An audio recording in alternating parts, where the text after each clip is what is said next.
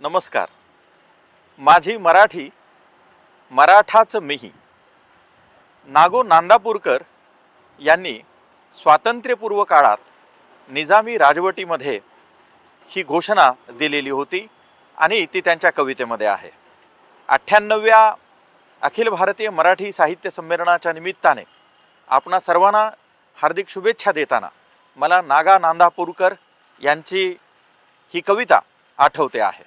कोणे एके काळी ज्या ठिकाणी दिल्लीच्या मैदानावरती मराठ्यांनी आपला सैन्य तळ ठोकला होता, त्याच ठिकाणी उभारलेल्या तालकटोरा मैदानाच्या स्टेडियमवरती आज 98वं मराठी साहित्य संमेलन होत आहे. ही मराठी जनांसाठी, मराठीवर प्रेम करणाऱ्या सर्व व्यक्तींसाठी, मराठी संस्कृतीचा आग्रह धरणाऱ्या प्रत्येकासाठी अत्यंत महत्त्वाची अशी घटना आहे.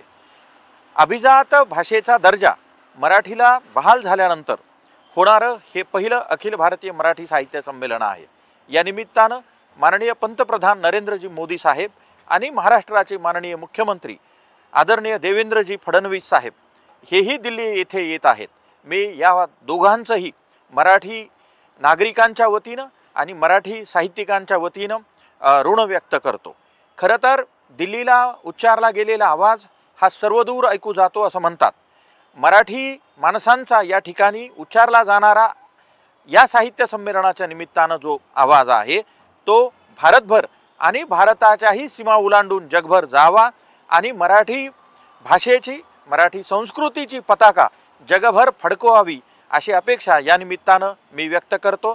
या संमेलनात सहभागी होणारे सर्व कवी, लेखक, साहित्यिक, रसिक, प्रकाशक आणि पुस्तक वाचक या सर्वांना शुभेच्छा देतो. धन्यवाद.